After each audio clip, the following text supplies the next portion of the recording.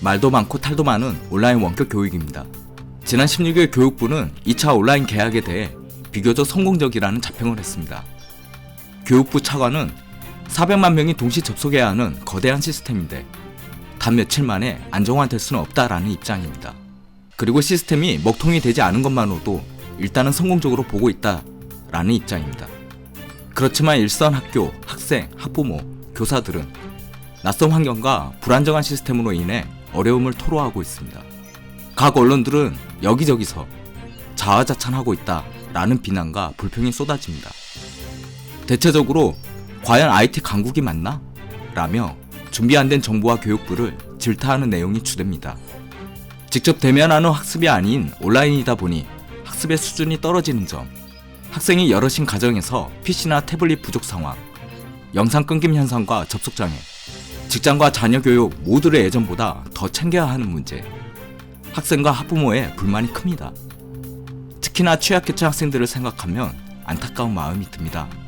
또한 와이파이조차 없는 학교의 상황에서 부족한 IT 인프라를 학교와 교사가 직접 챙겨야 하는 피로감, 매뉴얼 없는 교육 방식에 대한 불만 등 학교와 교사의 입장에서도 수업의 수준보다 수업 준비에 더 많은 노력을 해야 하는 상황이 힘겹게 느껴집니다.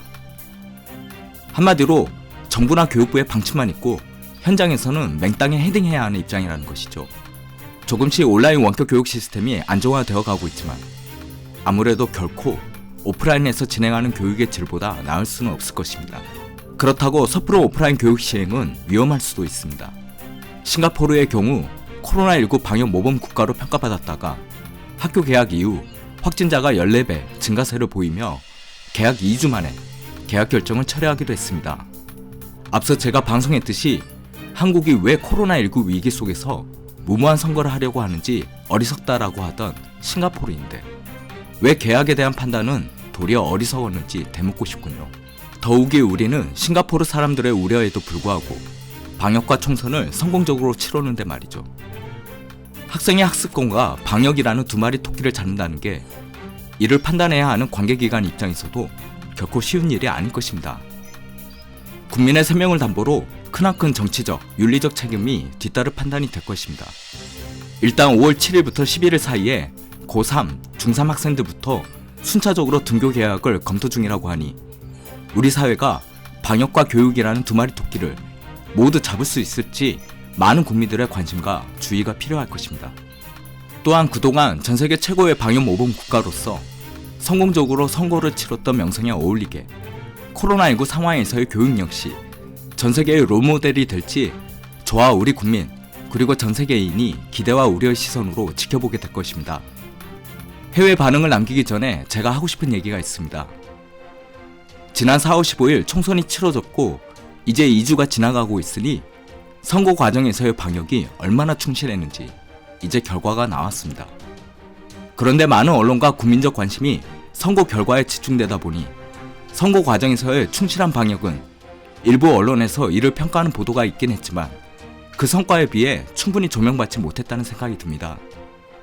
이란의 코로나19 확진자가 9만 명을 넘어서게 된 결정적 계기는 무리한 선거 강행이었습니다. 이제 선거가 2주가 지났으니 판명됐습니다. 싱가포르 사람들의 생각은 틀렸습니다. 많은 분들이 코로나19 감염 위험 속에서도 충실히 방역 지침을 따르고 기꺼이 투표에도 참여함으로써 집단 감염 사례 없이 무사히 선거를 마쳤습니다. 방역 당국이나 좌파, 우파 가릴 것 없이 모든 국민들이 위대했습니다. 우리 사회나 방역 당국 혹은 의료 관계자가 잘한 것은 잘했다고 하고 못한 것은 냉혹하게 못했다고 질타하는 것이 우리 사회의 힘이고 국민의 권한입니다. 이제 실질적인 등교가 이뤄지게 된다면 그 과정과 결과에 대해서도 우리 사회가 당근과 채찍질을 명확하게 던져주길 바랍니다. 우리 아이들의 교육에 대해서도 많은 분들의 관심과 응원을 기대해 봅니다.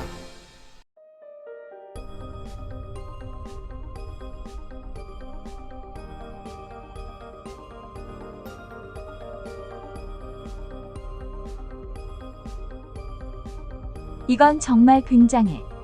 학생이 있는 가정은 식비 부담이 줄어들 거야. 특히 학생이 2명 있는 가정은 더욱 힘이 될 거야. 게다가 농민들도 도움이 될 거야. 한국은 정말 속수무책으로 정확하고 빠르구나. 과연 한국은 다르네. 자기 이해관계와 자기 살기만 바쁜 어느 나라 정부와는 큰 차이가 나네. 완전 멋져. 정말 일본이 한국을 잡으려면 몇 년이 걸릴까? 한 가구당 마스크 2장조차 힘든 아베와 자민당은 한국을 잡는 것이 무리다. 학생에 대한 한국의 극진한 보호는 미래의 기술과 문화의 발전 원동력이 된단다. 30년 후에는 그 결과가 나올 것이야. 지금이라도 일본은 방향 전환을 해야 한다. 일본과 너무 차이나서 울고 싶어진다. 이번 코로나로 인해 나는 한국이라는 나라에 대한 생각이 달라졌어. 한국은 성실하게 꾸준하게 진행하는 국가라는 생각이 드네. 이런 한국 방식은 자녀를 둔 부모 입장에서 정부가 너무나 믿음직하고 미래가 밝다는 생각을 갖게 만들어. 이런 것도 트집 잡는 일본인들이 있겠지? 왜 솔직하게 인정 못하나? 부럽구나. 그렇지만 이것은 과거부터 한국 사람들이 목숨을 걸고 단결해서 정부에 항의하고 행동과 실천으로 옮긴 결과야. 그들은 제대로 선거권을 행사했고 이것들은 모두 그 결과물들이야.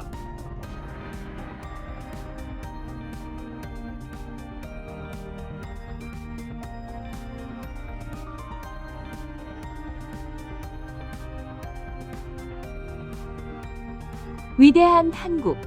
당신들은 우리가 따라야 할 표준을 설정해줬을 뿐만 아니라 이 터널의 끝에 빛이 있다는 것을 보여주고 있군요.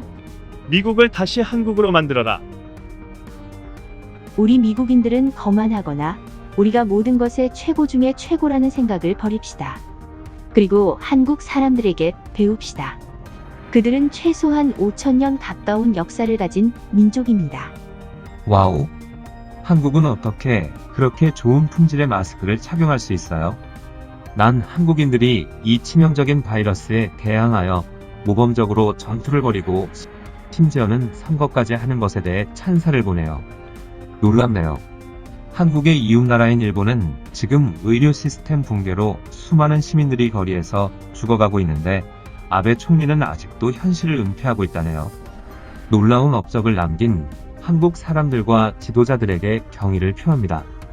한국은 위대한 일을 계속하십시오.